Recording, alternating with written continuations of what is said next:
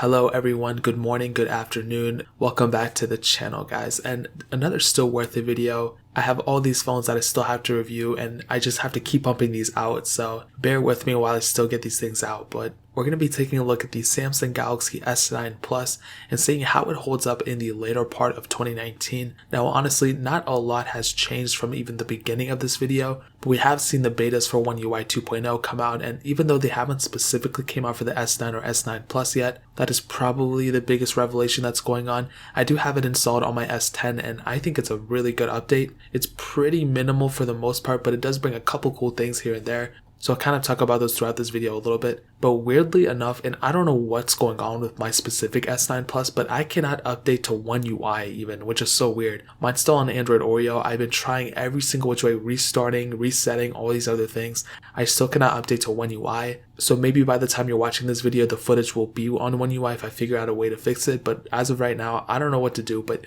I've owned every single Samsung phone and every single version of OS, and I can tell you from Android Oreo to Android Pie, even on One UI, there were definitely changes, but most of those changes were UI changes in terms of app opening speeds and everything like that. It's pretty much consistent. It might be a little bit faster, but I'll try to keep that in mind while I'm going through this video. But I'll definitely tell you this, Samsung Galaxy S9 and S9 Plus are probably some of my favorite Samsung phones in the recent years. The S8's probably my favorite one though, but the S9 and S9 Plus, more specifically the S9 Plus, it's almost like a phone that it's like timeless in a way, because it has pretty much everything you need in a phone and nothing you don't for the most part. There's no like gimmicky features. There's nothing like that'll like deter you away from picking this thing up. Looking on the front, you have a 6.2 inch Super AMOLED display, and honestly, it feels bigger than a 6.2 inch display. It feels a little bit bigger than that, maybe because of the small bezels, but that display is 1440p by 2960 and it's 529 pixels per inch. This is a crazy sharp panel. It always has been. Even when I talked about it early on in this video or on this channel, I was like, dude, this panel is timeless. It's like something that you can go and like pick up and not complain about. I think it's better than my iPhone 11 Pro's display.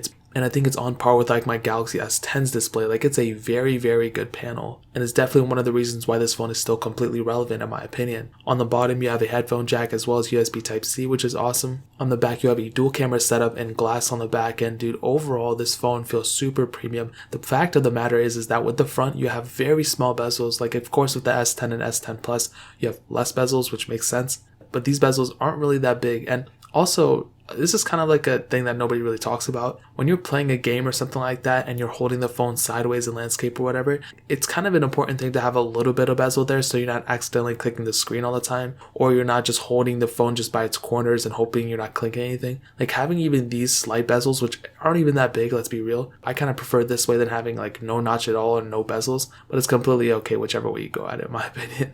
This phone also has IP68 dust and water resistance, which is awesome. But on top of that, this phone has a micro SD card slot. So depending on the storage model, you can go and just expand that storage however you want to, which is amazing. I love that so much. Shout out to Samsung for doing that. Hopefully they don't take that out, but that's one of the coolest things in my opinion that I really like. So that pretty much covers it up in terms of the outside of the phone. Now, hitting on the software, like I stated, this thing started off with Android Oreo. You are able to upgrade it to Android Pie with their One UI, and then it's going to be getting Android 10 with One UI 2.0. Now, this is kind of a slippery slope because I'm pretty sure it's going to stop at Android Pie. I don't see how it will go any further than that. But what's funny is that there's people saying, and there's some rumors stating, that One UI 2.0 is also going to be coming to the Samsung Galaxy S8. Now, I don't believe that. I don't think it's going to get Android 10. If anything, it's probably going to stop at One UI on Android Pie, which makes sense. But if that's true, okay, if that rumor is true, then we could probably be seeing the Samsung Galaxy S9 Plus getting Android 11 natively. Now, I don't really know if that's 100% true. I don't know if that's 100% the case, but those are some rumors that I've been seeing the past few days. Now, we do kind of see this with every single Samsung phone, like with the Galaxy S7, they were saying it's going to get the next one. Galaxy S6, I remember that one was supposed to be getting the next version of Android on top of what it was supposed to be getting, and both those phones ended up not getting those software, so it's a potential reason, but I kind of see how they're not because they're so used to not doing it.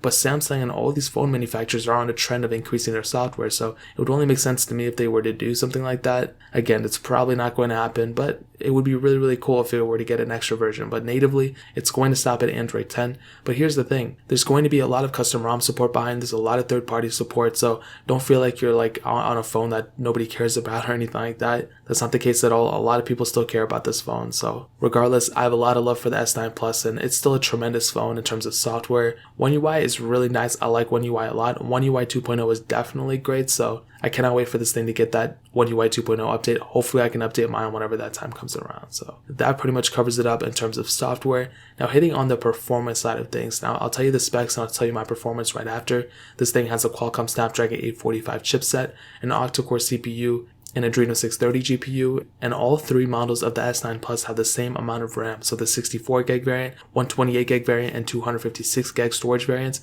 all have 6 gigabytes of RAM, which is nice because you can get the base model and just expand that storage with the microSD card slot and be set and not feel like you're missing out on anything. Or you can get the top tier model and still expand that storage depending on, which one's the cheapest. Now, in terms of the performance, what I can tell you is it's just like a fast phone. It's literally like, there's nothing to complain about, really. Maybe the only slight things I have to complain about, and this is across the board on whatever Android version you're on with Samsung, is there's so many random pop-ups. Like whenever you're playing something, whenever you're going through something, this is more of a software thing, but it's like I'm always getting pop-ups and getting random Samsung things left and right. I'm like, oh my god, with my S10 it happens all the time. With my S9 Plus it happens all the time as well. And it's just like an annoying thing. I feel like it's not even necessary. I feel like that does bog down the performance a little bit. But in terms of like remedial task or intermediate task, whatever that is, smaller apps and the light apps, it handles it like a boss. It handles it fine. There's nothing wrong with it.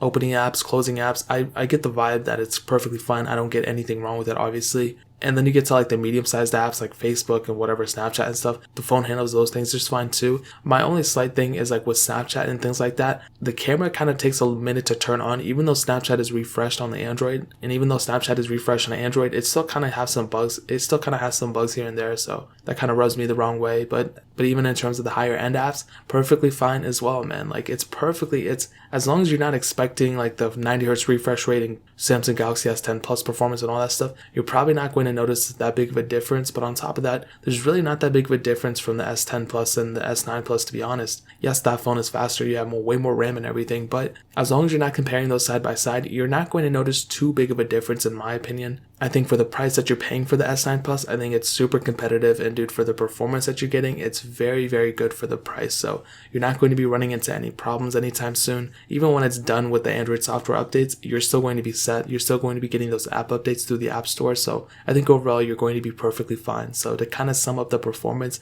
I think it's a very good performing phone still. As long as you're not expecting like the craziest performance or the craziest features, I think you're going to be perfectly content with this phone. So that covers it up in terms of the performance side. Now hitting on the camera sensors, we have two 12 megapixel sensors on the back. We have a wide angle lens and the telephoto lens. Now we are able to shoot 4K at 60 frames per second, which is funny because the Google Pixel 4 XL can't even shoot 4K at 60 frames per second. But this camera quality, like I've stated with other Samsung phones, the quality is so good. I think it's funny because the back cameras kind of replace the front cameras of this phone, because the front camera really isn't that good. It's an 8 megapixel sensor, but the back camera, Samsung does a really good job on those specific cameras, and really whatever you're going to do with it, you're going to be set. I am not that big of a photographer. I don't really take those many photos on my phones, except when I'm doing the camera tests here. So from my understanding and from my use case, it's perfectly fine. Like I don't have that much to complain about. You might be a little bit different. You might expect more, so kind of keep that in mind. But what I can tell you is, in terms of the camera quality, not only do you have like really great camera quality, but you also have a few features built in that's a lot more than like a stock iOS phone. So what I can tell you is, in terms of the camera quality,